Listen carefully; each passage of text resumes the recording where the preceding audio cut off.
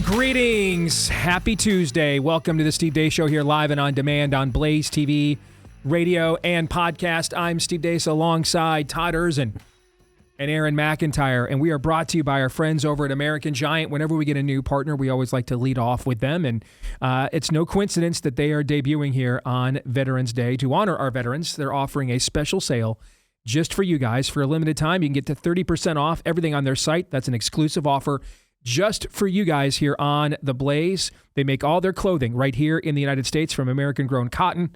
It's milled, sewn, finished right here by American workers. Every hoodie, every T-shirt, every jacket, built to last with craftsmanship that stands out in a world of fast fashion and imports. You're going to find incredible options, yes, for both men and women.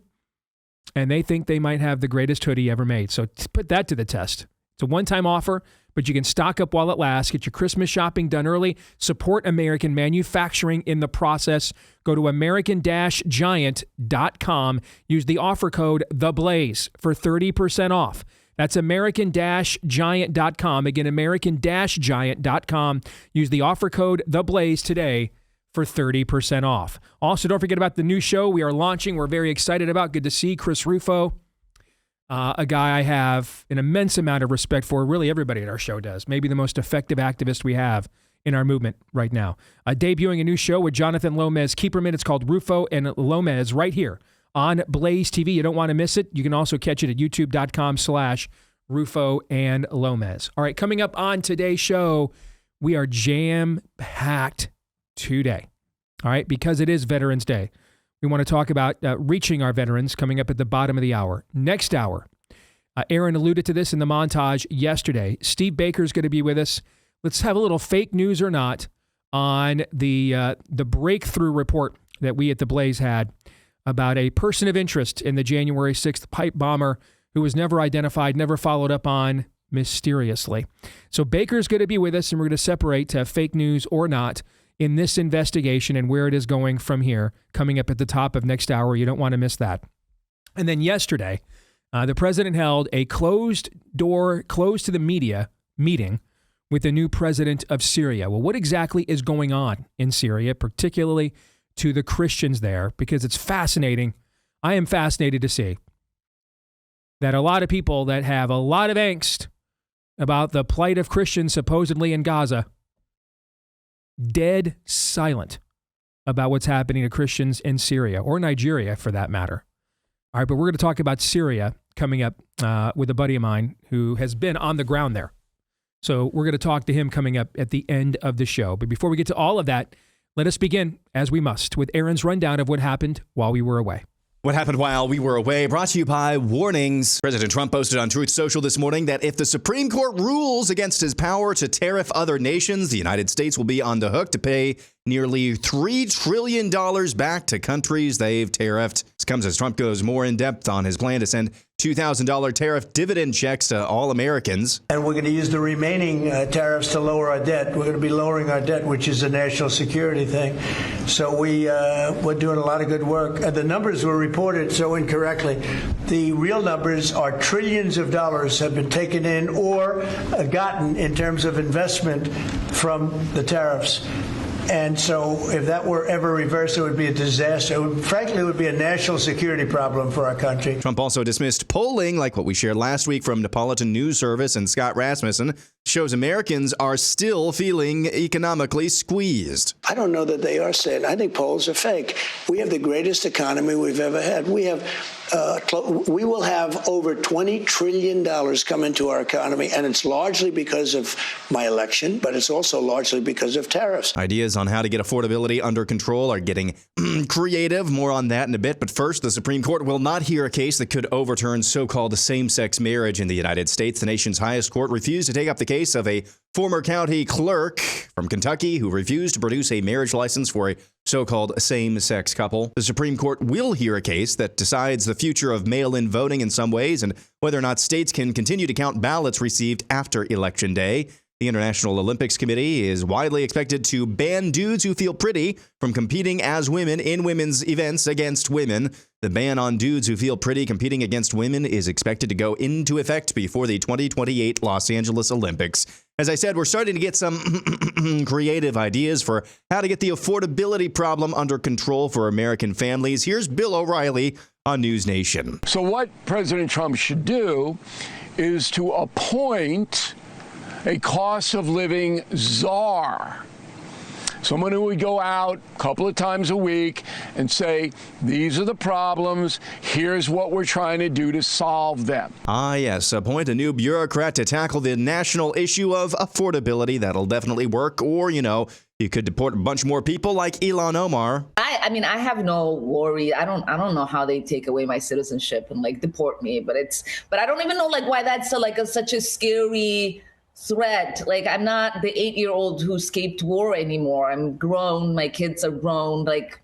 I can go live wherever I want. Last night, TPUSA held an event at UC Berkeley in California. Antifa and other miscreants attempted to block entry to attendees, but they were unsuccessful, and the event was packed on that deeply communist progressive campus. Speaking of college campuses, during her interview with President Trump yesterday, Laura Ingraham asked him about his insistence on allowing more than 500,000 Chinese students into American universities. We do have a lot of people coming in from China. We always have.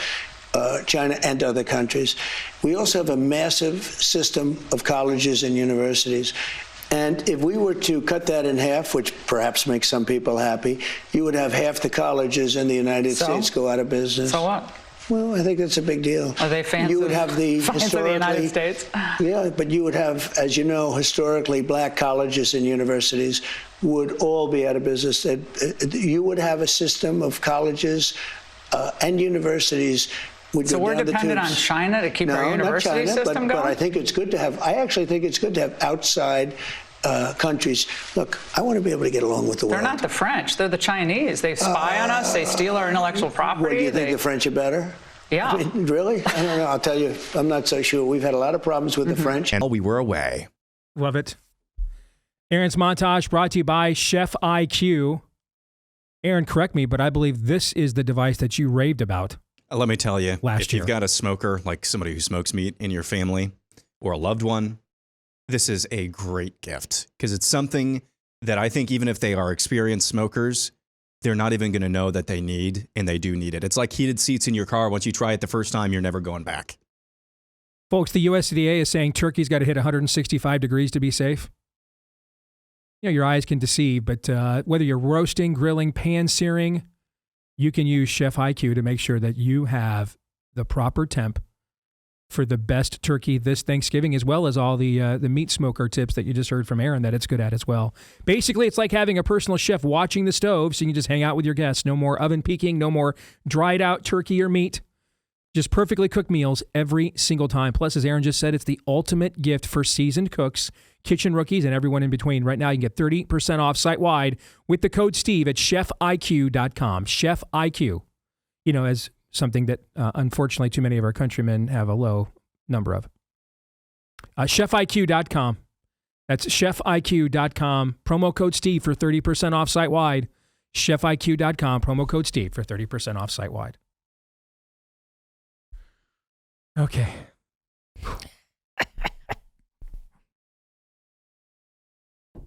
Now's the time when I have to talk, right? I was kind of hoping that montage might be about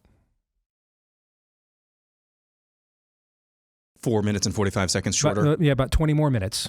I was hoping it was going to be about 20 more minutes, as a matter of fact. It's kind of what I was hoping. And then after it was done, I was like, anyway, our next guest is coming up next. So let's start with a big picture understanding of where we are, or at least where I think we are. I'm not God. I'm not omniscient. I'm just giving you the best analysis I can that in my humanity and fallibility and sinfulness I am capable of. All right. So if I start there, maybe you'll get a better idea of why I'll be self-harming here soon. So I don't think I have to tell many people in this audience, getting politicians to do anything difficult is hard, let alone in an election year. Very hard, correct? Very hard. Yes. Okay. And we have one of those next year, last I looked, right? We do. A midterm election. Every House seat, many of the Senate seats, many governor seats, all up for election next year. To be fair, the last midterm elections went great, Steve. So you're probably worrying about not much. Indeed. So this was the year to address our fundamental issues and to give the president and his administration credit that they have earned and deserved. They came out of the gates in January, really going back to December during the transition with the policy videos that Trump put out. They came out of the gates guns blazing. They clearly wanted to govern. They wanted to lead. They wanted to just do things. And they did everything they could possibly do by executive order. And now we're in the process of adjudicating all these orders. And this is a president that I don't see his worldview will permit him to violate a court order from a federal court, no matter how terrible it is. So we're left now adjudicating his executive orders for the rest of the year. That then brings in the legislative branch. I don't think I'm going to get the end. I'm going to start self-harming right now. The words legislative branch. And open this sleeve up. Just had a blood draw with my physical. Got to be a vein around here somewhere. I mean, the term legislative branch. What would I rather be doing? Where would you rather die? Denver TSA or discussing the legislative branch, discussing Congress? What is a... You have thoughts? I mean, you're a Catholic. You're into suffering, pain. What is the least painful form of death, do you think? Discussing the legislative branch or Denver TSA? We're going to find out. I mean, we may find out. So we had this year to address legislatively two of the three fundamental reasons why we have an affordability, cost of living problem in America. And of course, I understand we've had I don't need every Ron Paul person in my audience emailing me. I understand this is a long-term problem, but we have gone beyond what most Americans understood was sustainable over the last few years. Okay. And the reason for it is because of two things. Number one, the things that government did and printed during and after COVID, right? That incredible stat that 80% of all dollars currently in the history of this country in circulation were printed in the last 5 years. It's an incredible stat. So that's number one. And then number two is Obamacare. Healthcare is the largest industry in America. Every American it's replaced manufacturing as our chief industry. And every American has to access the system. Because again, I promise you, if you check the death rate, what you're going to find is it's 100%. So every American will have to access said system, which means comprehensive increase in costs are going to hit every single American. It's just a matter of whether every single American has what it takes to absorb those costs or not. And with the exception of some, most don't. And in true GOP fashion, we legislatively addressed neither one.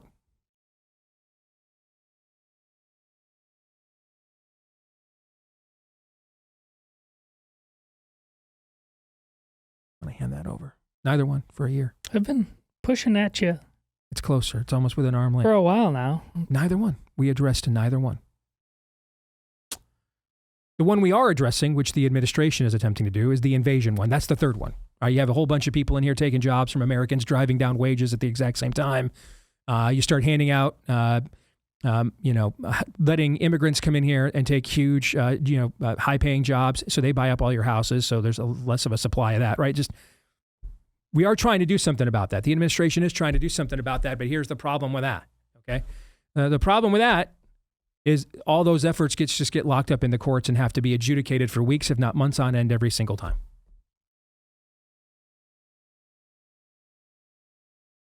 By the way, those are the same courts. Yeah. I need Christmas like now. Those are the same courts that we're going to rely on to rule in our favor as we attempt to gerrymander like a mother every one of these red states in time to save the House of Representatives next year in the midterms. Because if we lose the House, much of the Trump presidency is over. It'll be impeach-a-palooza, and he'll be bogged down more by that than he currently is the Republicans in his own party in Congress. Anywho, how are you?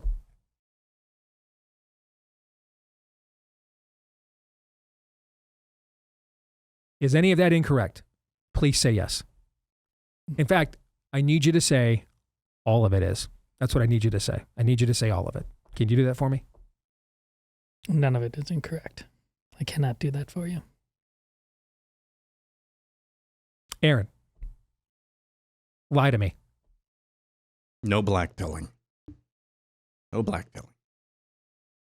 No blackpilling. I saw some congressman or senator say we're going to have a bill on the floor next month to address the whole health insurance thing.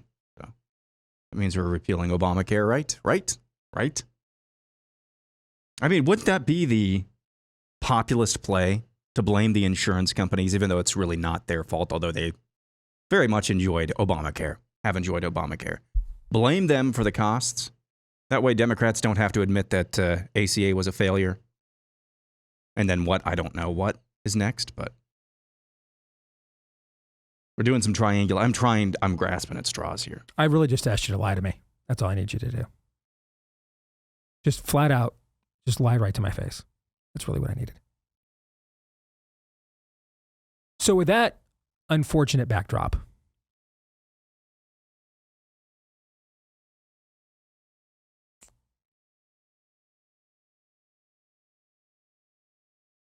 I fear the current economic messaging from the president is an unmitigated disaster. And let me explain why. If we had, the president does not even know that he'll have his tariff power a week from now or a month from now, whenever the court decides to give its ruling. He has no idea. Well, I mean, he could just exercise it and do it anyway. It's not like John Roberts is going to leave the bench and, catch the tariffs before the email goes out or before the tariffs get levied. He'll be there to thwart history to say, stop, I am the Chief Justice. He can't do that, obviously, but we all know the president's not going to defy that, right? He's not going to defy that, right? No, not the guy who thinks the universities need the Chinese. Well, I'm gonna get to that too. Okay, so it's clear the president's not going to defy that. All right, so I don't know what policy remedies we have teed up. Like if we had, if there were a set of policies like Reagan's tax cuts when you and I were little kids, and those were in the hopper being implemented, and it was a matter of we need to see if these are going to work or not. Right? They were passed, they're law, they're implemented. Are these going to work or not? Then I think that kind of messaging is fine, because the reality of it is, one of the greatest clips from a coach I ever saw in a pregame interview was when I was a kid watching Michigan State and George Perlis get to the 1988 Rose Bowl. And George Perlis had predicted when he got the job at Michigan State that in 5 years he's going to take Michigan State to the Rose Bowl. And it was his 5th year. And Michigan State's in the Rose Bowl. And Dick Enberg asks him before the Rose Bowl game, he said, "How did you know that you're going to get this done in 5 years? Michigan State hasn't been here since the 60s. He goes, "Well, I had a 5-year contract. So I pretty much knew we were going to the Rose Bowl in 5 years or I was getting fired." Right? So I love that.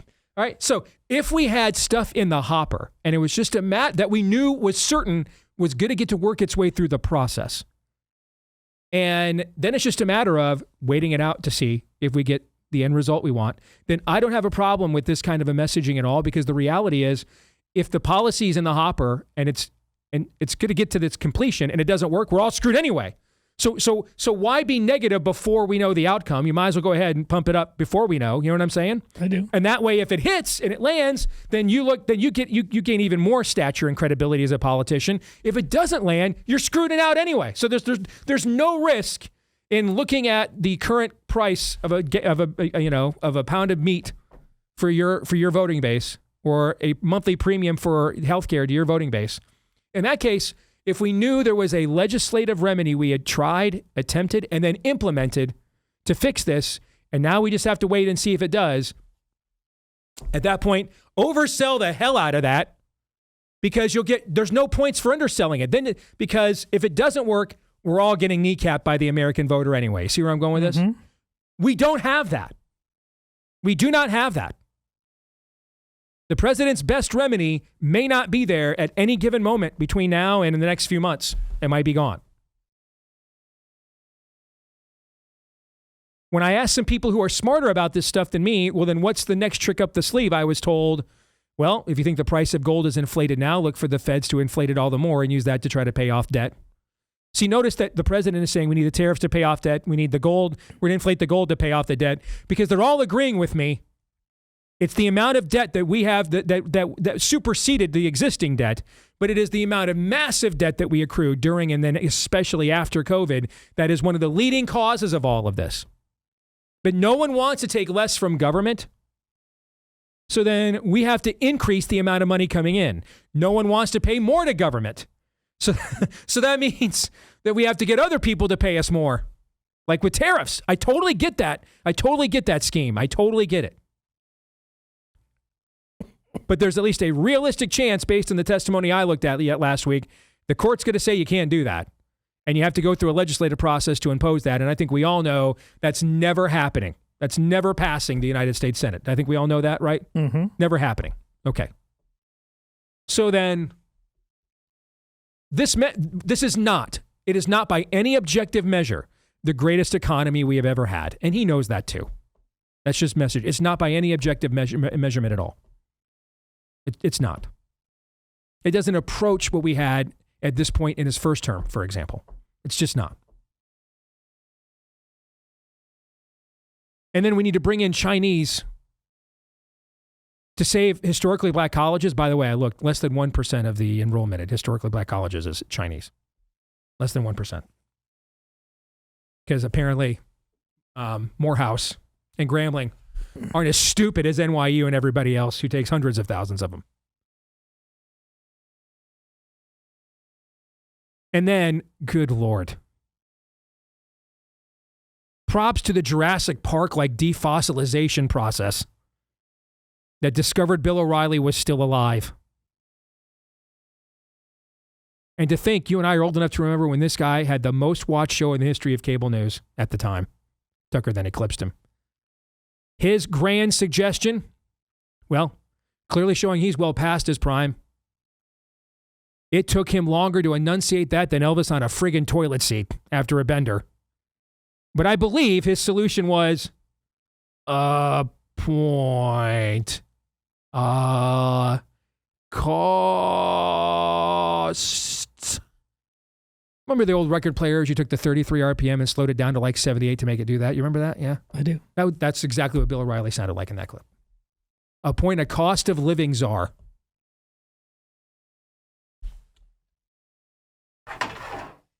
It's all yours, baby. Appoint a cost of living czar. Oh, it's not loaded. At least got to fire it at the screen. Pull a slide back. Oh, my bad. Not in my direction. Gun safety. I was just kind of flailing that around. Yeah, gun safety. Todd's suddenly a little nervous. Hold up here. In a good way, but nervous nonetheless. Let's appoint an air gun aiming czar. Can we appoint one of those? Let's watch our trigger etiquette. Let's just watch it. Appoint a cost of living czar? I'm going to save everybody time and money. Mr. President, people can't afford 30, 40, 50% increases in their health insurance premiums. We're good. Check that box.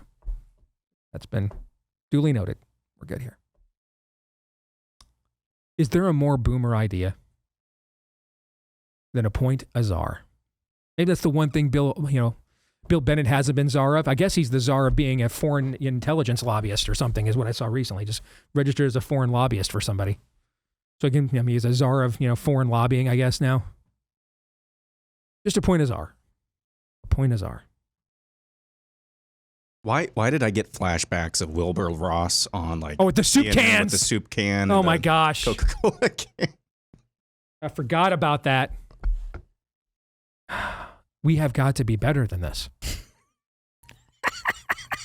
Okay.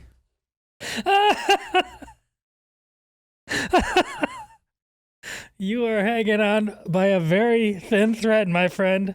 And I dig that about you.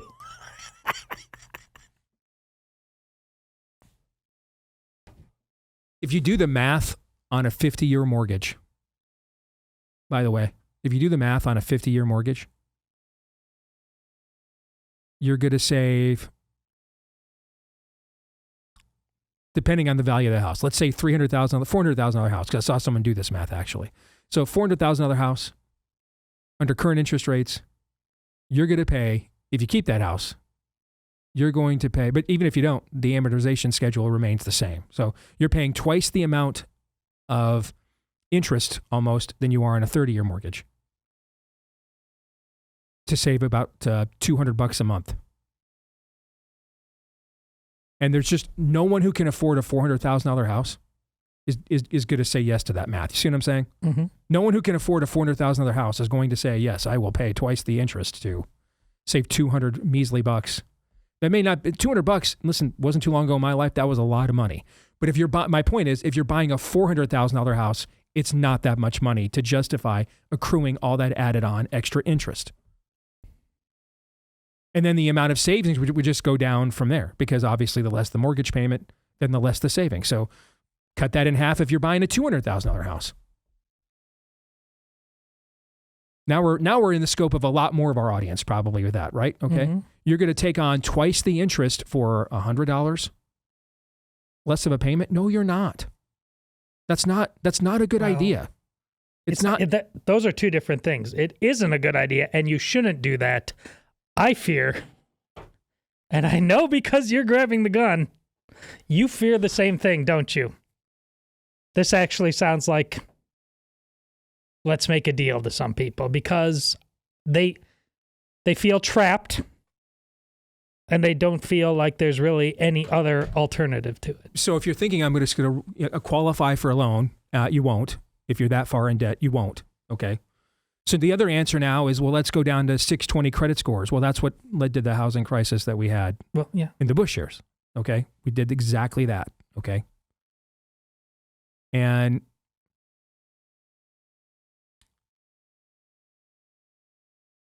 I'm starting to feel like we're trapped.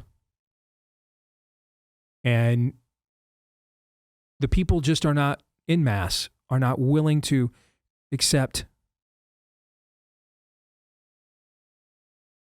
the paradigm shift that will be required here. And so we're just left here to grasp at straws on things like this, by and large. You're largely correct. And we've been trapped for a while. We were trapped before. Well, if that's the case, then maybe the answer is, if you can save a couple $100, then just go ahead and do it. We're toast long term. Might as well just have the best quality of life you can possibly have right now. But just understand, it was the boomer generation that largely did all of that put us in this situation generationally. All right, 90 days, same as cash. Okay, the advent of the credit card era and everything else. That's how we got here. But I guess I can't blame anybody then if there's no way out. Then there's a way out, but the people don't want that. That's my point. If the people aren't willing to do that, then I guess at this point, just cut off the next generation's nose despite its face. And, if you think Nick Fuentes is bad, wait till you see what the next generation will listen to in response.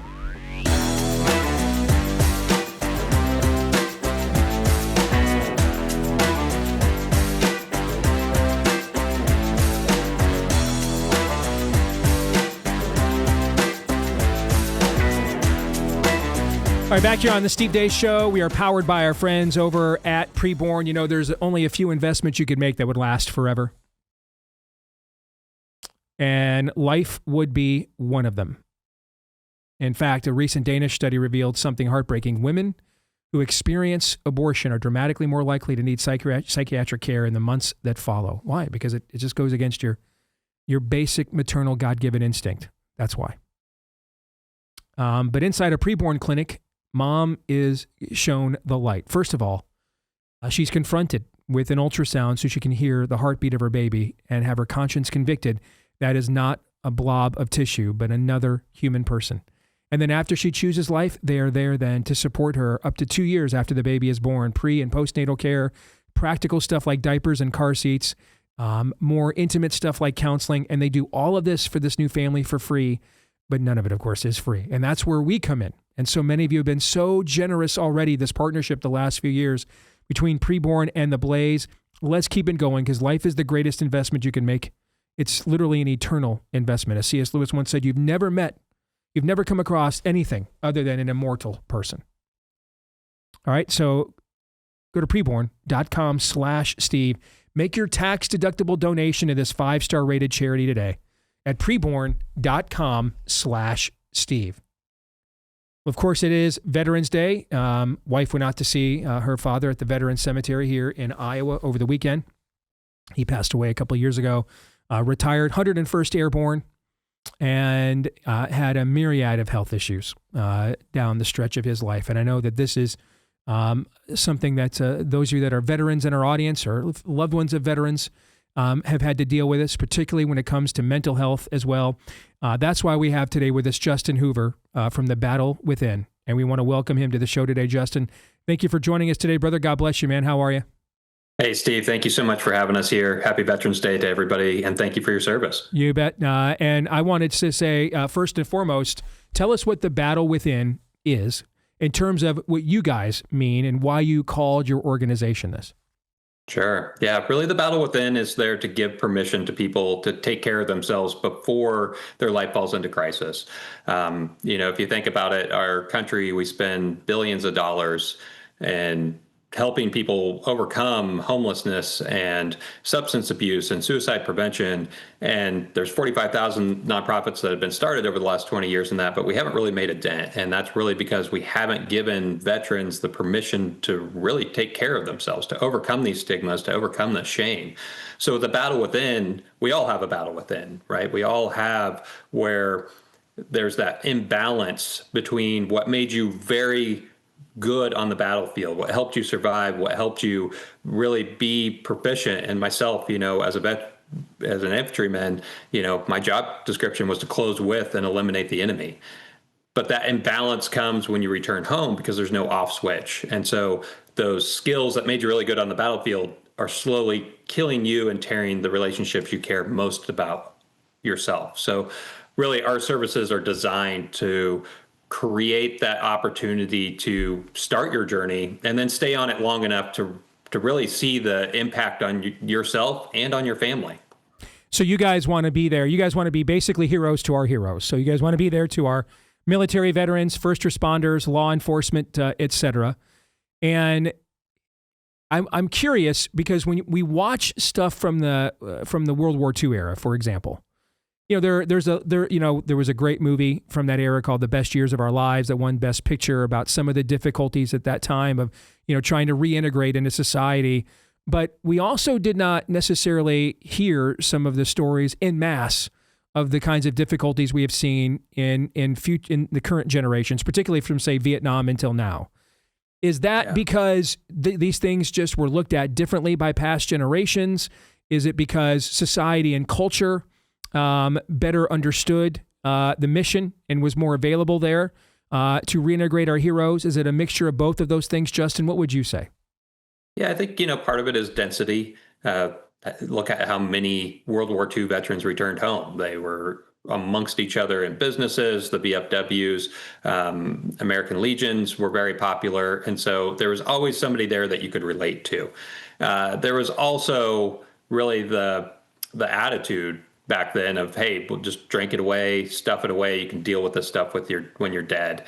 And actually, there's a great comedian, Bill Moulton.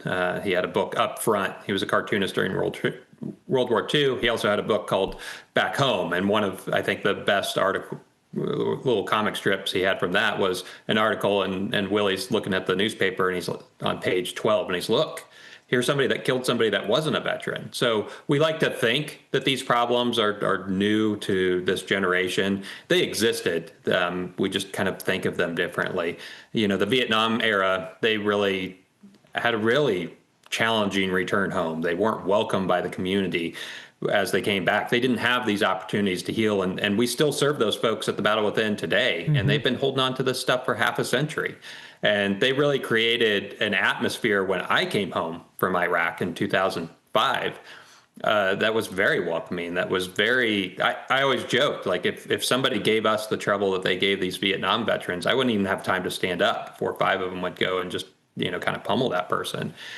But the flip side, I think as a society, we really focused a lot on that hero worship. Everyone's giving away free stuff to veterans today. There's always the veteran that's kind of standing up at a baseball game and everyone honors them. We honor our veterans, but we don't really create that community where they can come together and heal from those traumas that they've endured in service to us all. And that's really where the battle within excels, is creating that community, looking at these ancient warrior cultures and how do they reintegrate. And it's through that ceremony, it's through that ritual. It creates that initiation that allows people to really go home with this empowerment that they can heal themselves and that they have a support network to help them do that. I think of the scene in The Hurt Locker, for example, where Jeremy Renner has come home and he's got this beautiful wife and young child, and they go grocery shopping, and he just looks completely socially uncomfortable.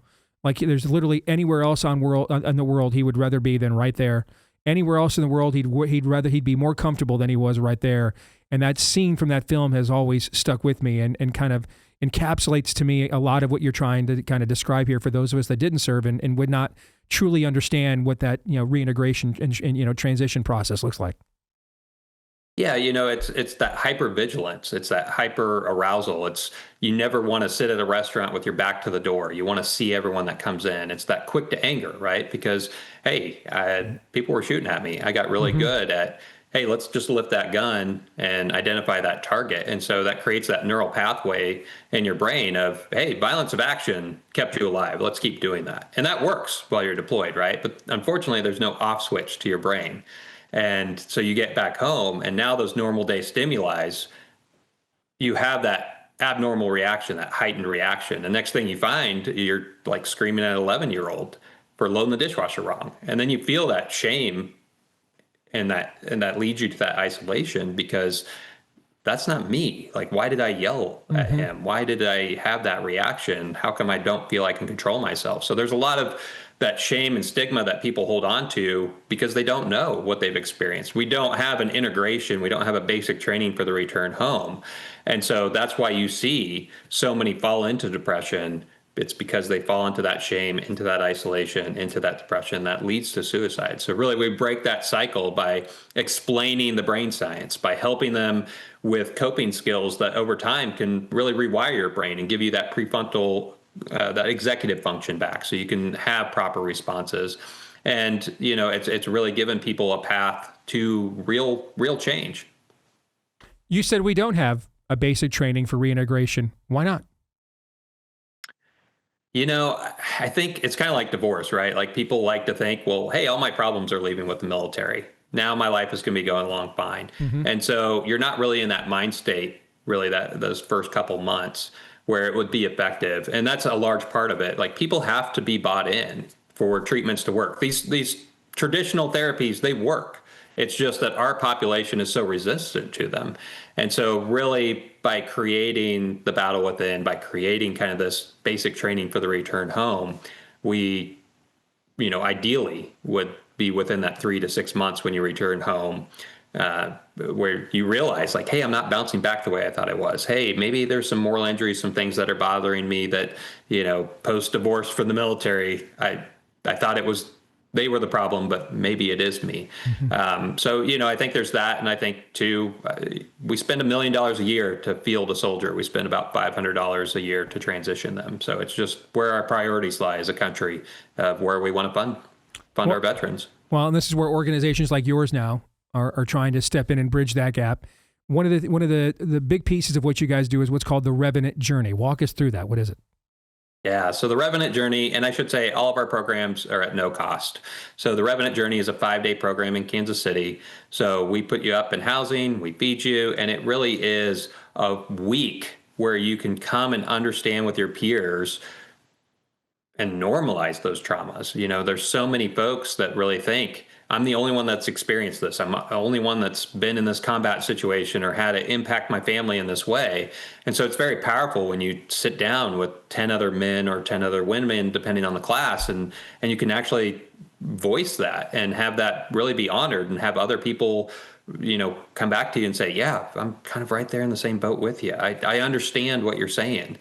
We also, again, give those introduction to those tools that are things like yoga, meditation, journaling, fitness, nutrition.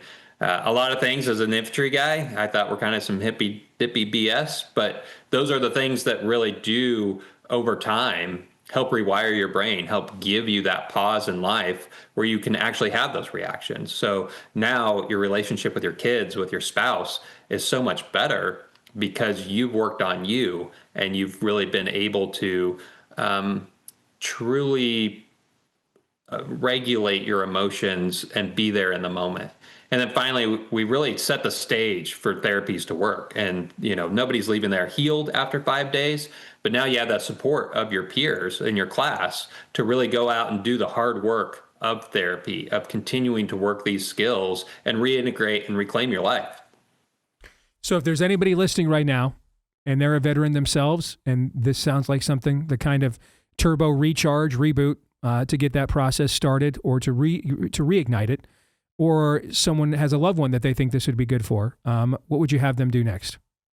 Yeah, I'd have them go to thebattlewithin.org, and there's a very simple application there. And so you fill out that application, our clinical team will reach out to you, and they'll really determine which intervention is best for you. If you're ready for the 5-day Revenant journey, or if you're just looking for a therapist. Our Frontline Therapy Network is really there because trying to find a therapist is like blind dating at $120 an hour. It sucks. You don't even get dinner out of the deal. But really, we have a vetted network that is nationwide.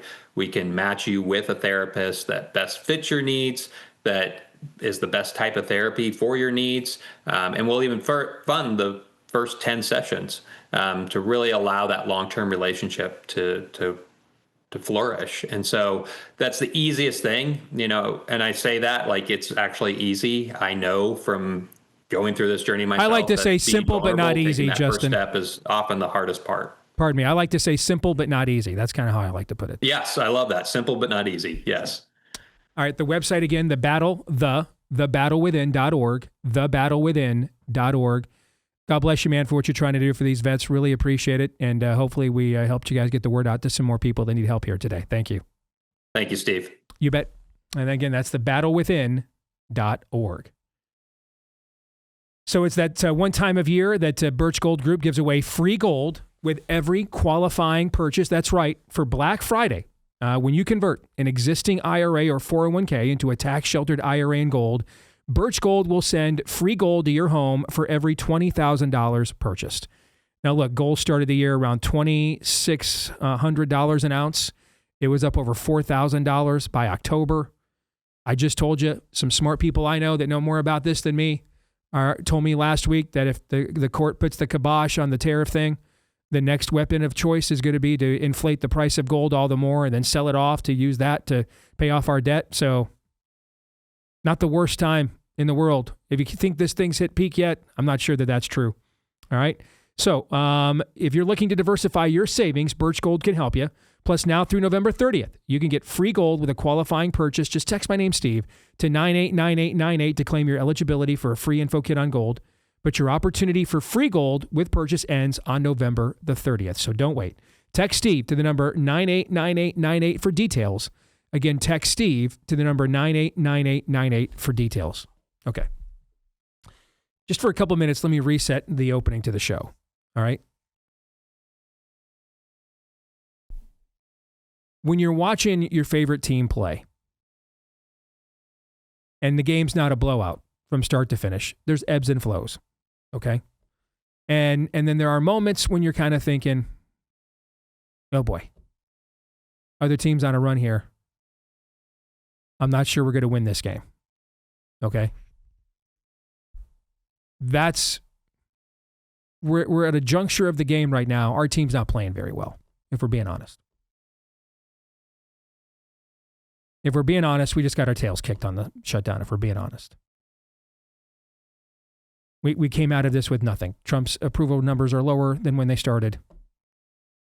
And we ended up suffering a worse defeat than we were already going to suffer a week ago in the off-year elections.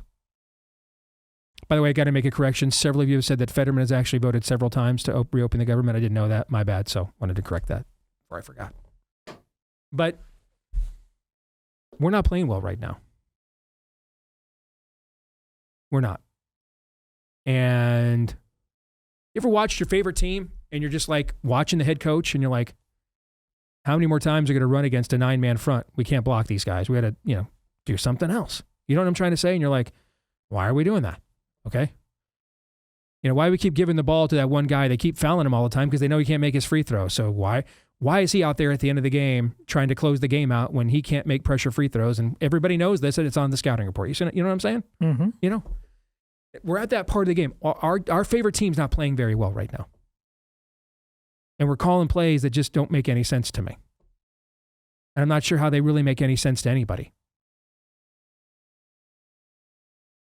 Most games, most things in life are not won. They're lost. Most sporting events are not won. They're lost. Most wars are not won. They're lost. Most relationships are not won. They're lost. Most things, because human nature is a point of diminishing returns unto itself in our sinful state. Most things in life are lost more than they are won. And we're losing right now, if I'm being honest with you. We're losing right now. So, we got to get a TO, man. Make some adjustments. And just continuing to call the same place here. It's the golden age, never had a better. It's not. It's not. And I don't know what we have lined up to fix it that we know for sure is going to exist, a month or 6 months from now. So we need to make some adjustments. It's a good coaching staff. We saw him win a big game last November. So we trust him to do it, but they need to do it.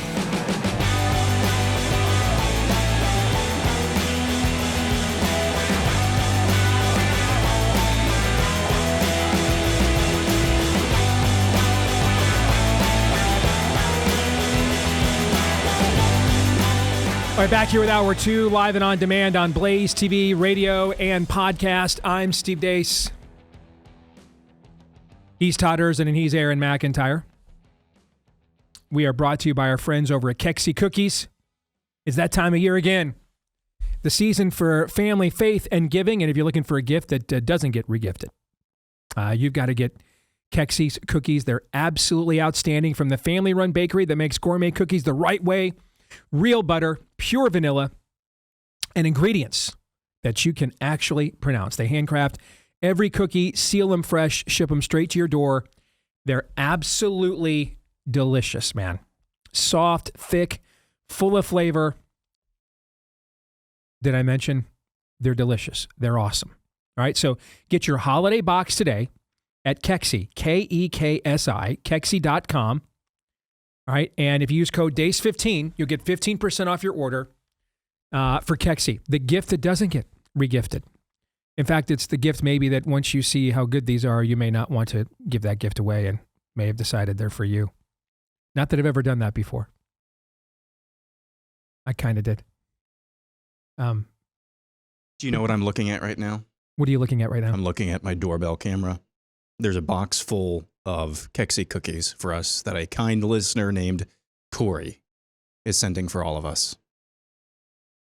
You're serious? Yeah. I'll bring them tomorrow. They are incredible. KEKSI.com. Use DACE15 for 15% off. Kexi.com. Code DACE15. You can also let us know what you think about what we think via the SteveDace.com inbox by emailing us, steve@stevedace.com. That's DEACE. Like us on Facebook, MeWe, and Gab.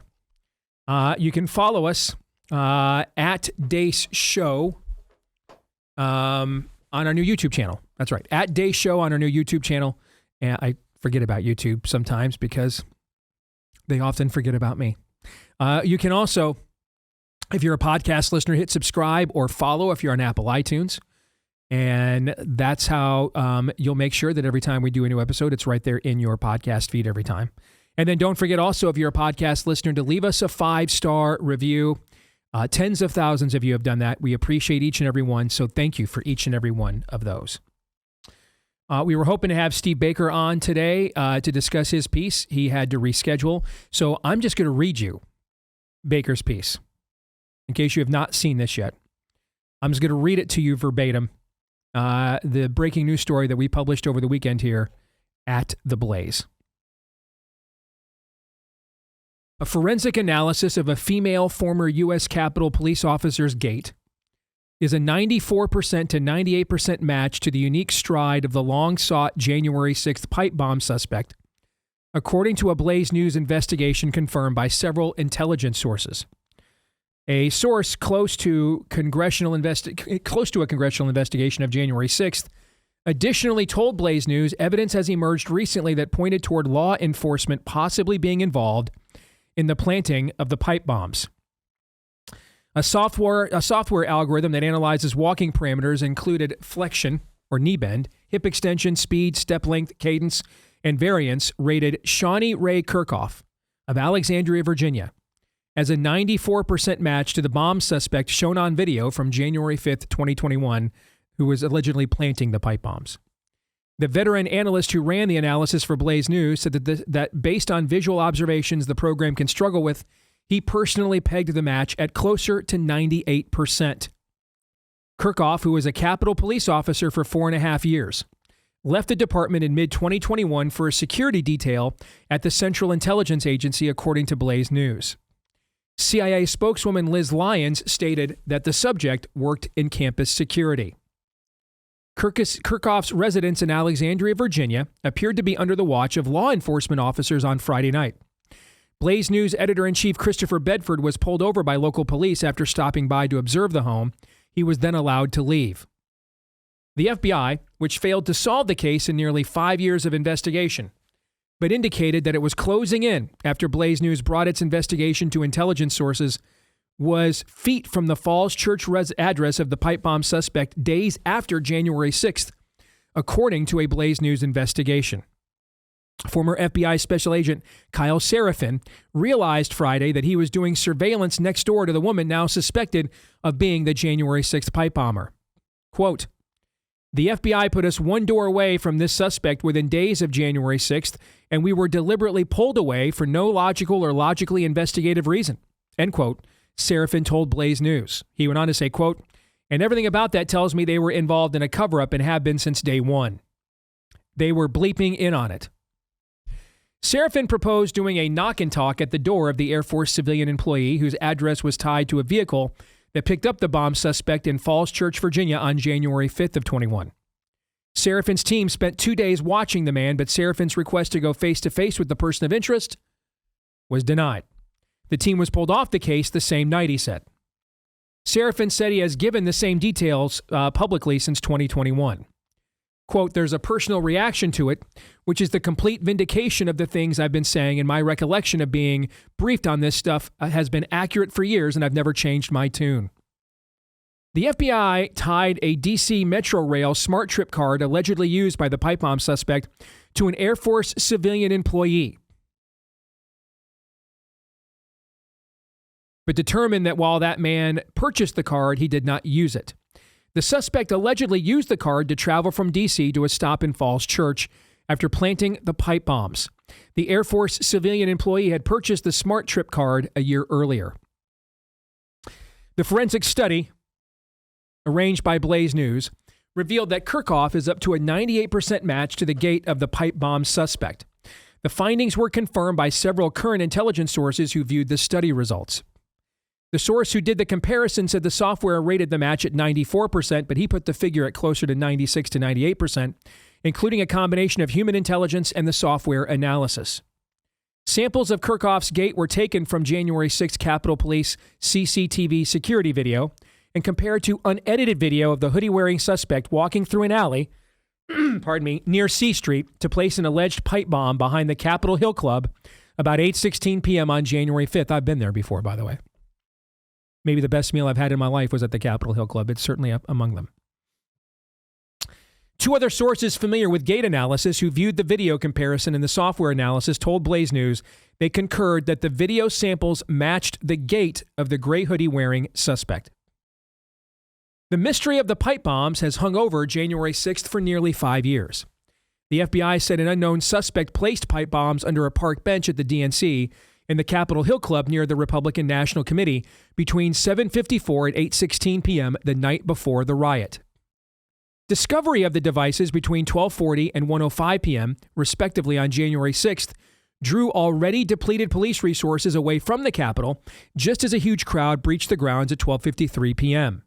A joint session of Congress convened at 1 p.m. to take up the challenges to the certification of the Electoral College vote from the 2020 presidential election. Kirchhoff was a Capitol Police officer from 2018 until mid-2021. She was a member of the department's Civil Disturbance Unit and a training officer on the use of less lethal crowd control weapons that were extensively used on January 6th crowds. Blaze News earlier reported on Capitol Police surveillance video showing Kirchhoff and other CDU officers repeatedly using lethal force on the January 6th crowd using less lethal weapons. At least 16 members of the early crowd on the Capitol West Plaza were shot above the waistline with kinetic impact projectiles fired from above on the lower West Terrace. Blaze News approached intelligence officials 2 weeks ago with questions about findings from its investigation, which suggested that Kirchhoff matched the description and behavior of the suspected bomber, based on her distinctive walk, slight limp, 5'7" frame, and other factors. Footage of the pipe bomb suspect walking with a backpack on the night of January 5th was compared to January 6th security video of Officer Kirchhoff in various places on Capitol grounds and footage of her playing professional soccer in Columbus, Ohio in 2017. The pipe bomb video that Blaze News used in its analysis was not the footage released by the FBI. A video sleuth who embarked on a more than year-long investigation told Blaze News the footage made public by the FBI was manipulated to downsample the frame rate. Although it shows the same scene as the FBI video, the clip used by Blaze News came from another source and is demonstrably clearer with much smoother motion. Former Capitol Police Chief Stephen Sun told Blaze News he is eager to learn the results of the pipe bomb investigation, but he said he had no awareness of any Capitol Police officer involvement in the pipe bomb planting. I had no knowledge, he quote, I had no knowledge that it was being carried out, nor were they carrying it out with any authorization from the chief's office. I'm unaware of any legitimate reason that any Capitol Police or other law enforcement officer would be involved in the planting of those pipe bombs, end quote. The possible solution to the pipe bomb mystery could have far-reaching reverberations. Several officers familiar with the government's investigative efforts said a new work is urgently needed to determine whether they were co-conspirators who aided and abetted the crimes, and to learn if federal agencies or employees knew who was involved in the bomb hoax and participated in a nearly 5-year cover-up. The FBI has faced questions over its failure to make meaningful investigative progress despite offering a nearly $500,000 reward with the ATF, along with a $10,000 reward with the Metro Police Department. Former FBI Director Christopher Wray claimed the Bureau conducted an exhaustive investigation. In congressional testimony, Wray said January 6th was an indictment of right-wing domestic violent extremists. He said white supremacy-fueled domestic violent extremism is one of the major threats to the nation. The prospect of a Capitol Police officer being the perpetrator, if confirmed, could recast the entire story of January 6th. It could start to unravel the carefully crafted, zealously defended Democrat narrative that massive crowds of Trump supporters stormed the Capitol as part of an insurrection to keep Trump in office and deny Joe Biden the presidency. At the same time, the FBI was not solving the pipe bomb mystery. It was carrying out the largest investigation in its history to hunt down the thousands of Americans who went to the Capitol after Trump's January 6th speech at the Ellipse. The FBI under Wray worked in concert with the Biden Department of Justice to put hundreds of Trump supporters in prison. Let me pause here for a second. Why this juxtaposition is so very important in this story. If you want to make the case that this is a well-coordinated riot of Trump's alleged white supremacist base, the absolute smoking gun that this was a premeditated insurgency and not just a crowd that got unruly and out of whack and spur of the moment. Some of them lost their minds while at the same time being likely provoked, in my view. But if you want to make the case this was a full-fledged insurgency, an attempt to topple our sacred democracy, there would be no better smoking gun, in my opinion, than the fact there were strategically planted pipe bombs throughout the Capitol complex in D.C. in order to inflict the most possible damage and disruption. And yet, there was very little legal pursuit of who this person might be, because they had to make sure that if your grandmother sat in Nancy Pelosi's chair with her false hip, she had to serve 6 months in a D.C. gulag. This juxtaposition is very important.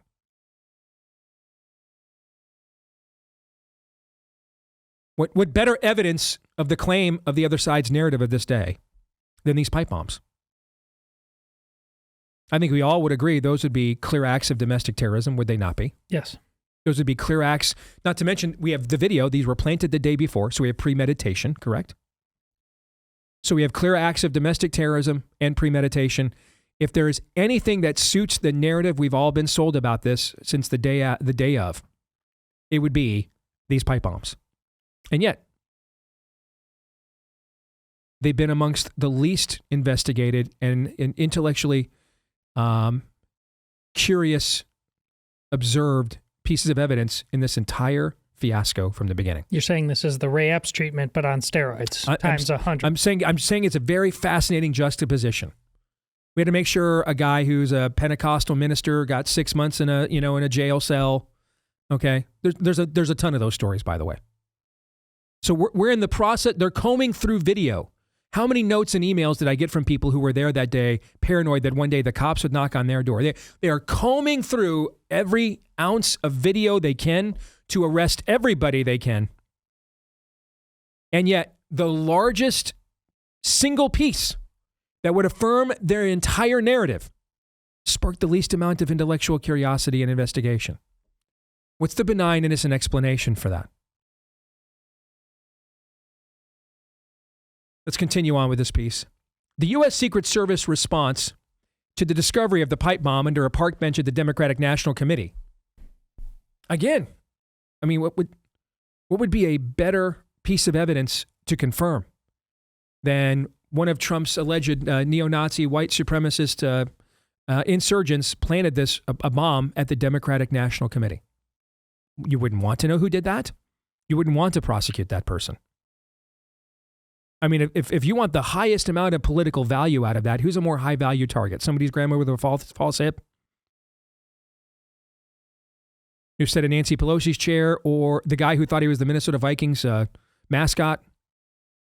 Or the person who planted pipe bombs at the headquarters of the Democratic National Committee? Because I would kind of think it'd be the latter by far. And yet, no one seems to care for 5 years. Speculation that the Secret Service knew the DNC pipe bomb was a dud began when Congressman Thomas Massie released Capitol Police security footage showing agents acting nonchalantly after a Capitol Police counter-surveillance officer informed them that he had found a bomb in the bushes behind the DNC building. Agents stayed in their SUV eating lunch for 2 minutes. Now again, let me just paint this picture for you. There's a riot. There's an insurgency. It's the darkest day in American history. You've been told we just found a bomb at the headquarters of the opposition party. And you stay in your SUV to finish your lunch? Does that seem logical to you? Agents stayed in their SUV eating lunch for 2 minutes before getting out to investigate. They stood feet from the suspected bomb. They allowed pedestrians to walk past a bomb. And vehicles continued to drive within feet of the device.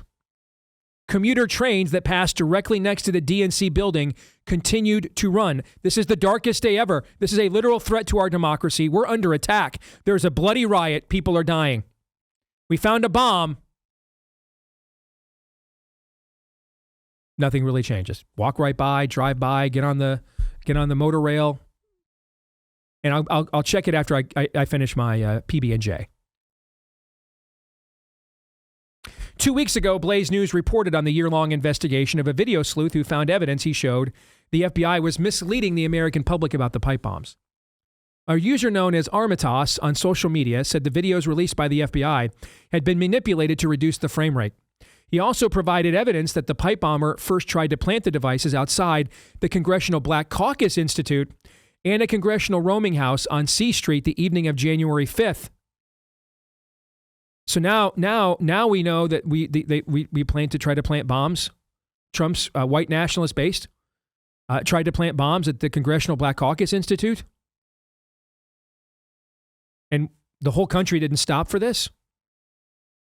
I mean, we could have literally just had literally another George Floyd memorial right there on the spot and have been totally justified, but nothing.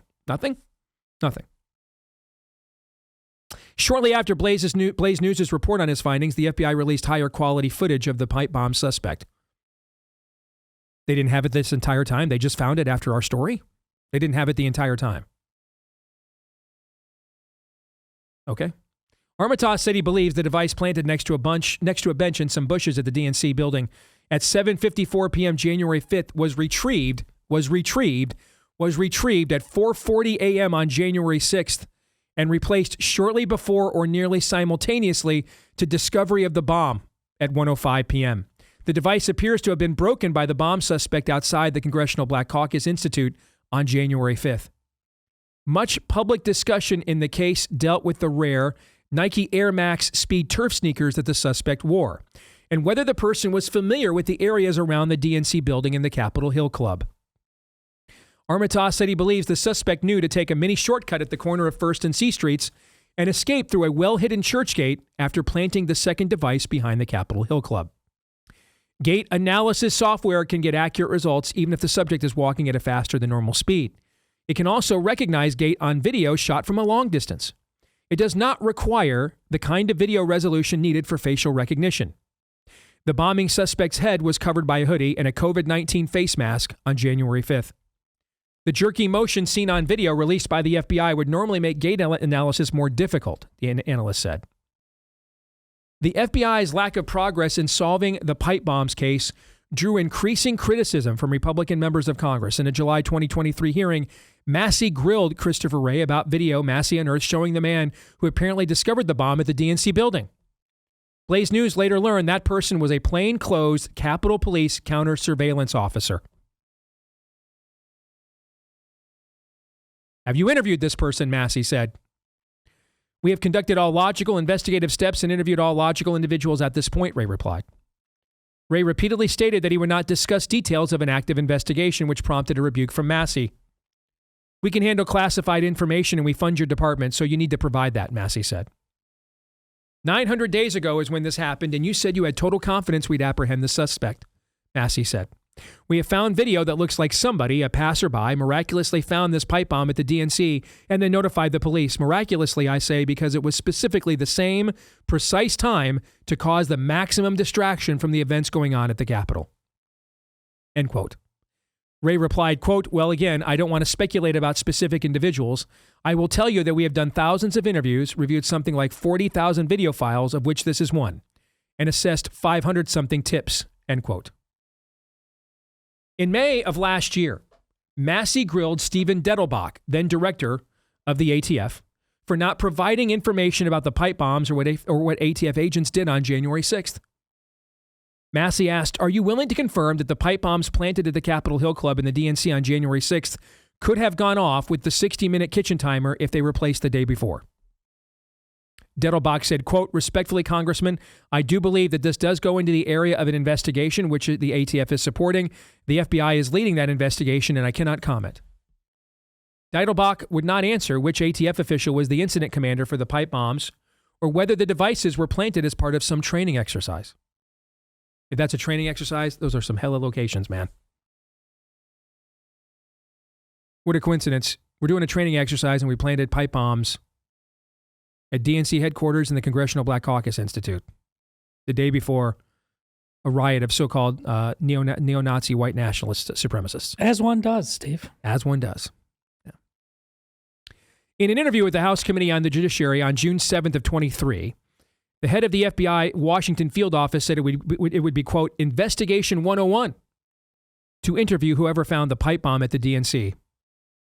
Quote, in any investigation, whoever discovers the device is somebody you need to talk to because they could be the one that planted the device in the first place, he said. You know, so that it's just Investigation 101, but I am not aware of that video. I'm not aware of that person. 13 months before taking office as FBI director, Kash Patel seemed to raise the possibility that the pipe bombs were fakes. Quote, If the allegations about the pipe bombers aren't true, Patel said on the Benny Show at the time, or there was some government ruse or some FBI rogue source or whatever, I don't know because I don't have the case files, then there's another corruption scandal going on and around an election time narrative. End quote from Patel. Who is Kirchhoff, the alleged person of interest here? She was born November of 1993 in Hamilton, Ohio, the youngest of three daughters of Brant James Kirchhoff and the former Patricia Marie Hennon. Patricia Kirchhoff died in August of last year after a battle with pancreatic cancer. Among her skills, Shawnee Kirchhoff said she could solve a Rubik's Cube in less than a minute. She completed the 2018 Boston Marathon in 3 hours, 34 minutes, and 9 seconds. You tell me, is that good? It ain't bad. Okay. Kirchhoff attended Olentangy Orange High School in Lewis Center, Ohio, about 20 miles north of the capital city of Columbus. She was a soccer standout, top academic achiever who earned National Honor Society membership. She was the starting varsity goalie all 4 years. She earned second team All-State and first team All-Conference. She allowed only 12 goals in her senior season. She was also the goalie for the Blast FC Girls Academy in Delaware, Ohio for 6 years. She went on to play goalie for the Division I Temple Owls in Philadelphia. She started 9 games, started as a freshman, started in the next 45 games across 3 seasons. She also won academic honors, including academic all-area women's team from the Philadelphia Inquirer.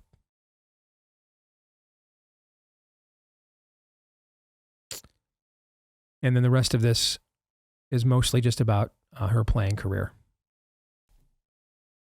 Final paragraph. Kirchhoff was hired by the Capitol Police in 2018.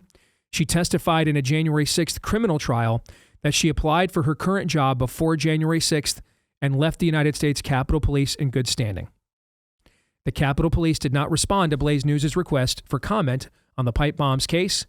Blaze News also reached out to the FBI and DOJ from our own side.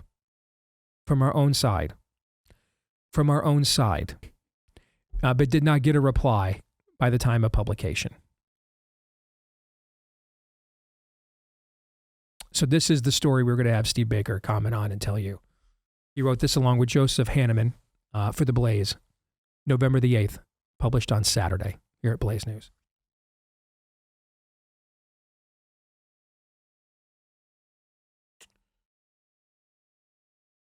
Let's talk about Jace Medical for a minute. They came on board because they saw during this exact period of time how untrustworthy many of our government sources were. And they could not believe what was happening to drugs like ivermectin. They had just given a Nobel Prize to, and now they're trying to retcon it as poison. So that's why they came on board. That's where we begin our partnership with them. That was the basic Jace case, to make sure you had a backup of some of the most important antibiotics in human history, should they be the next to be retconned as dangerous horse paste. But they have expanded their menu into the preparedness world greatly over the last few years since we first signed up. There is a ton of options now. You can expand to beyond those antibiotics to different treatments and medications that are specific for you and your family's needs. I mean, Jace just makes all this very simple, putting powerful, trusted medication in your hands ahead of time so you're ready for whatever comes next. Jace Medical helps you take care of your health before it takes you by surprise. All right? So use the code DACE at checkout for a discount on your order. That's code DACE, D-E-A-C-E, at jase.com. That's code DACE at jase.com. Let me close with this. I'm gonna limit how much we're gonna comment on this because we don't know anything beyond what is in that story. We don't know anything.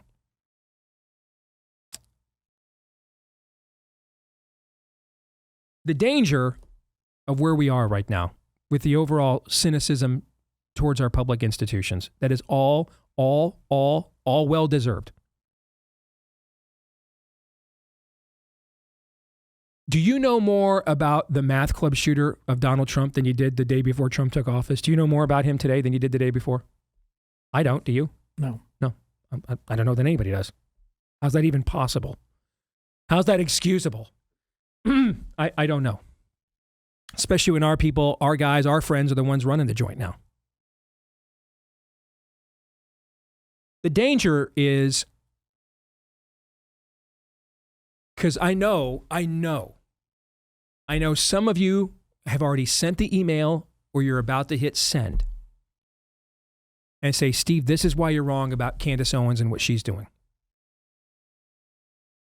And what happened to you? What happened to you? You were the guy that did this during COVID. What I did during COVID was I told you the truth with things that were certifiable and verified. And I wrote a book with more footnotes than pages. And then another 400-page book after that no one's ever been able to find one fact, one story that was wrong. Not one. Candace has been wrong on multiple fronts. Before we even get to the Charlie visited me in a dream crap. Basic facts, like she lied about when this CNN interview took place. And what's going to happen, we have to be very careful with, is people are going to come and take advantage of you in your rightfully skeptical state to tell you more lies. And we must remember that it is not about what questions you ask. It's about where we go for answers. And that ultimately, a biblical worldview is not about endless asking of questions, but the ceaseless seeking of answers. The truth wants to be known. According to the Dace Accords of 2023, Christmas begins on November the 15th. I believe that's the date we settled on, correct? That is correct. All right. What is that symbolic of? That truth so wanted to be known, it left paradise. It left heaven to put itself in the most vulnerable human state it possibly could, an unborn child. After 400 years of silence from God, a baby's cry in, of all places, a barn, breaks the silence.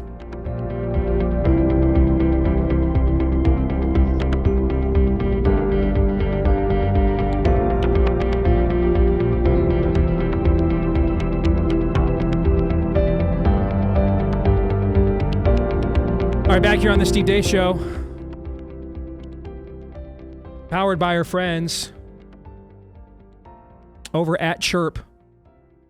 Their mission is simple: bring relief to as many people as possible so you can feel better, restore your energy, make self-care simple. They've got a whole category of product called Relief, where they are constantly innovating to deliver professional-grade therapies that you can use at home.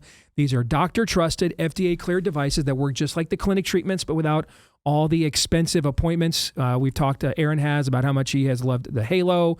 I've talked about the Contour, the new rolling massager, the mini one. Discovered that over the weekend. Just so many great products to help you with preventative health and quality of life. And if you want to try them today, target relief exactly where you need it, and with a schedule that is simple for you, and again, without all those expensive time, consuming appointments, visit gochirp.com/Steve. Chirp is like birdie chirp, CHIRP. gochirp.com/Steve. Use the promo code Steve at checkout for 10% off site-wide. Code Steve at checkout for 10% off site-wide when you go to gochirp.com/Steve. Again, that's gochirp.com/Steve. So there was kind of a closed-door meeting with the leader of Syria at the White House, media not allowed in. What exactly is going on in Syria? Because there's been a lot of focus on what is the real plight of Christians in Gaza since the escalation that's occurred there in the last year following the October 7th attack. But there's been barely little said about what's happening to Christians in Syria.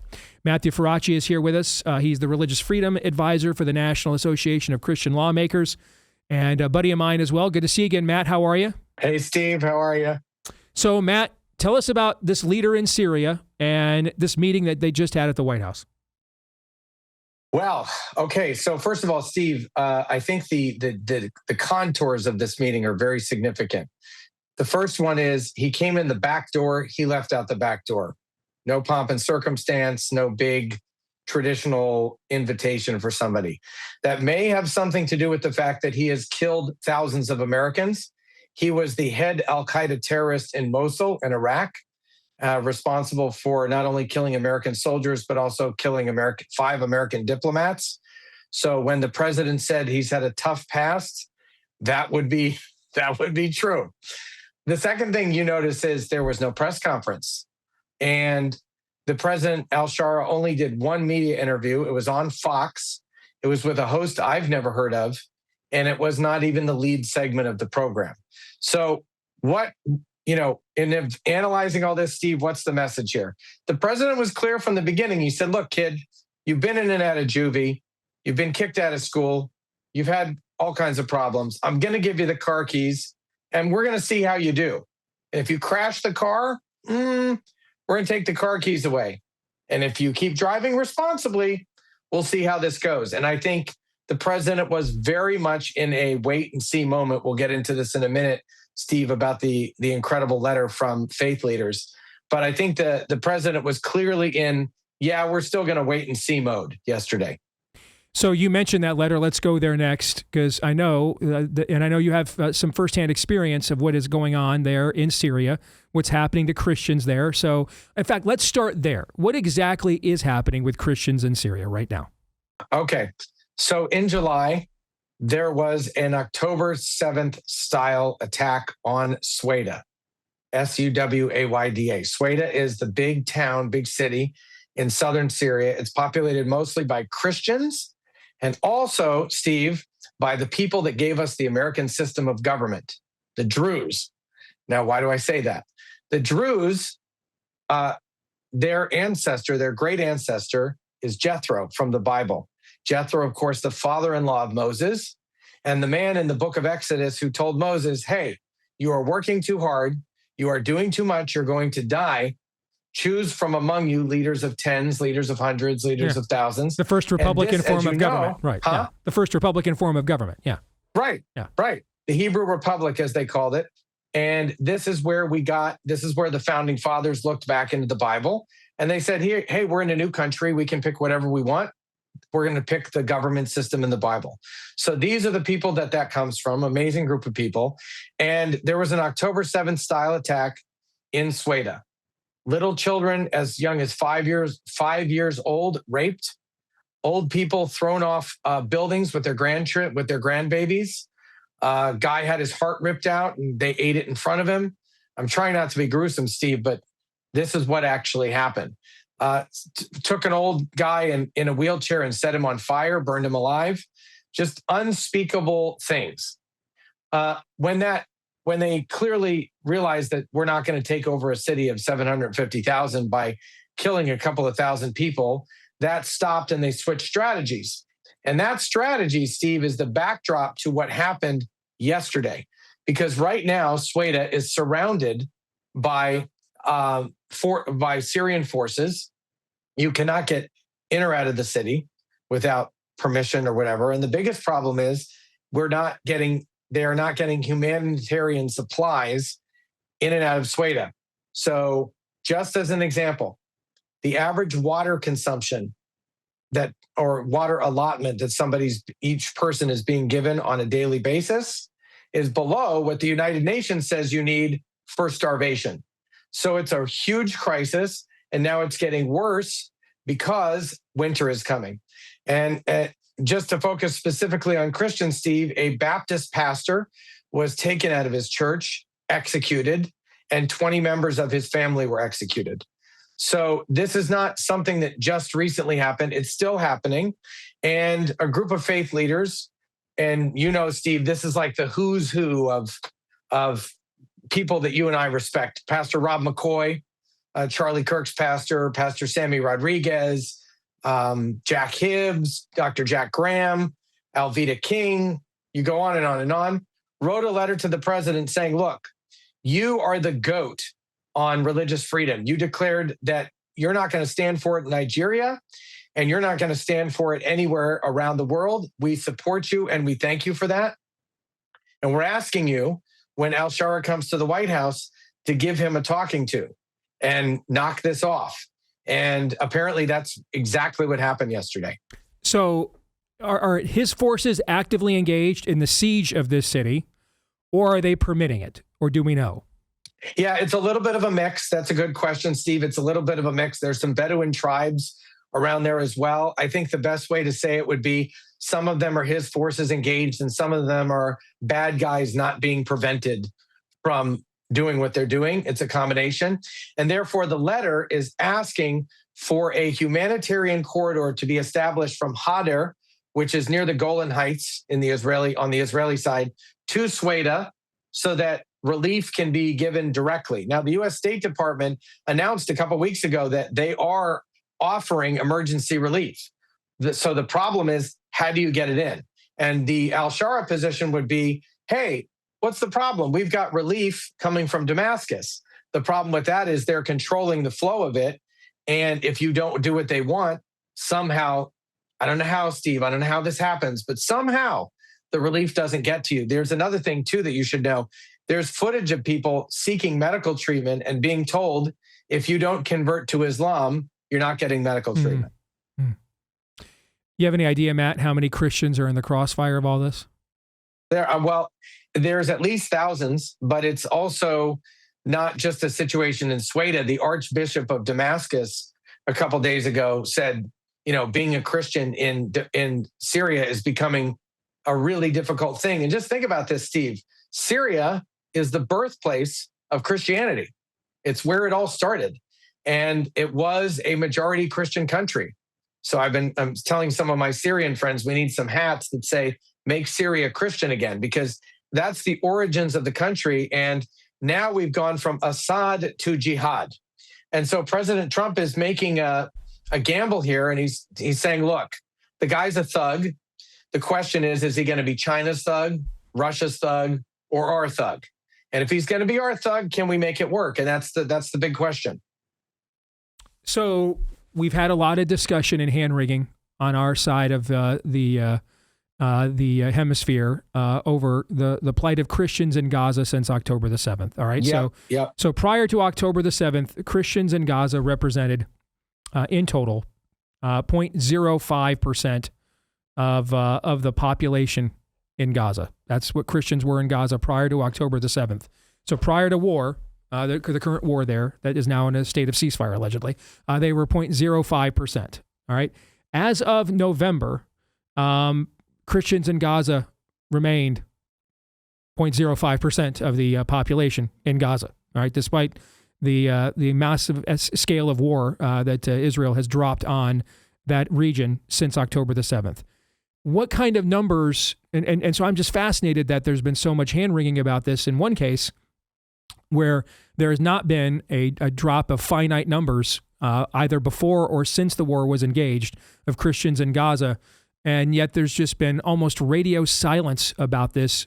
You've been trying to peg me on this Syria situation. To be fair to Matt, he's been trying to get on my radar with this since like September. It's been about 2 months he's been trying to ping me before I could finally get, with everything else going on, get my attention on this. All right. So why have you had such difficulty getting so much attention on this? And when there's clearly more of a chronic issue for Christians in Syria than there ever was in Gaza, if you just look at the hard numbers. Steve, that is an amazing observation on your part. First of all, no Jews, no news. Sorry, got to say it, but it's true. That's the first thing. And the second thing is, I think you're right. Tucker Carlson recently had a guy on that claimed that there is no Christian Holocaust in Nigeria. Yet we know that's demonstrably true. And then they link this guy back to Muslim origins. So one of the issues is President Trump has nominated a guy named Mark Walker. Do you remember, Steve, Sam Brownback in the first Trump administration? Yeah, he was the religious freedom advisor, if I recall, wasn't he? Or ambassador. Yeah. Former governor and senator from Kansas. Yeah. Yes, Mark Walker's from North Carolina, and he was nominated to be President Trump's ambassador for international religious freedom, which is the person that is supposed to be focused on this. The Senate's been sitting for 7 months. They haven't confirmed him yet. So first of all, that needs to happen because he's identified 19 different countries of extreme emergency where Christian persecution is happening. And that's the point, Steve, and this is a conversation that needs to be had. If people like Tucker Carlson or Candace who claim to be sticking up for Christians around the world and be concerned about the plight of Christians around the world are really serious about that, why are they not talking about the actual, not the fake, but the actual Christian Holocaust that are taking place around the world? Now, you mentioned something about Gaza in Bethlehem. Bethlehem used to be something like 80% Christian. And now, since the Oslo Accords, it's about 10% Christian. Why? Because the Palestinian Authority doesn't like Christians. So there is Christian persecution happening in Israel. If we have to bring Jews into it, I'll throw that into the conversation. It is happening at the hands of the PA. And again, shockingly, Steve, that's another topic that we just can't seem to find. It's just not there. Nobody's talking about it. So lots of hand wringing over 0.05% of the population in Gaza, which is exactly what it was before the war started. Almost no news whatsoever about the thousands currently mired in a open medieval, if not, ancient history style siege with modern weaponry in that particular city there in Syria. And then Nigeria supposedly isn't a real thing. 50% of the population of Nigeria is Christian, by the way. It's a country split pretty much half and half. So, Matt, how can people follow more of this story and what you guys are doing with it? Well, Steve, just also wanted to throw in one comment there when you talked about Nigeria. Africa is, and this has been all over the news lately, is becoming a new hotbed of terrorism. So when President Trump was saying, stop the Christian persecution or we're going to use military force, the reason behind that, Steve, is because Christian persecution is the canary in the coal mine. Where they're, meaning the same people that are going to persecute the Christians are the same Islamists that are going to turn these into modern terrorist states that'll then come after us later on anyway, right? Exactly. Yes. Yeah. So where there is, Christian, or just think about it this way: religious freedom is the most sacred human right of all. So when you see religious freedom being violated, like you just said, Steve, right behind that is terrorism and death and totalitarianism, and all those bad things. And that's why that's one reason that the president is taking it so seriously. So I encourage everybody to check out Save the Persecuted Christians, .org. They're a group that circulated this letter. Dee Dee Logson that runs that group, she's a heroine. She's an amazing lady. And this is what she focuses on. And, Steve, I get questions from people around the world when I go to these places and they look at me hurt and they say, don't Christians in America care about us? Don't they care that other Christians are being slaughtered? And I've told them, look, they do care. They just don't know what to do about it. So Save the Persecuted Christians is a place where people can go and actually do something. And something, and I'm using a very generic word here, has to be done, and it has to be done now. Good to see you, brother. Thank you very much for continuing to annoy me and pester me on this, so I finally can do my job. All right, thank you. Thanks, Steve. All right, appreciate it. Thanks, Matt. All right, gentlemen, we've got about 3 minutes here for you guys to wrap up your thoughts after I have meandered for long periods of time uninterrupted on today's show. Well, there are Christians who care, but there are many whose level of awareness is always attuned, shockingly, to comfort. They don't identify fundamentally with persecution as a problem to help their brother out with. It's something, in their experience, always something to be avoided. Maybe that's why we've had conversations of why there aren't crosses in certain churches, because it kind of begs the entire question that a lot of churches, as Steve has diagnosed in full, those churches don't really want to deal with in full anymore. Again, when we have these conversations, whether it's in Syria or whether it's in Nigeria, it does, and I don't want to do the thing where, we're doing comparative situations, because God has us here for a reason for this time, but it does really put things into perspective about how good we really do have it in this country and how much we have to safeguard, vanguard, and fight for the privilege that we have to exercise our faith. And we still do have that privilege to exercise our faith still without much fear of retribution. Because those people, they fear for their lives every day. That's the air that they breathe. But it's their faith that shines out through all of this as well. So, amen. Good perspective. We're going to stick around and record the overtime now for subscribers, so it'll be up there later today at blazetv.com/Deace. For the rest of you, we'll see you tomorrow, noon to 2 Eastern, right after Glenn Beck, and right here on Blaze TV. Until then, go hard Romans 8:28.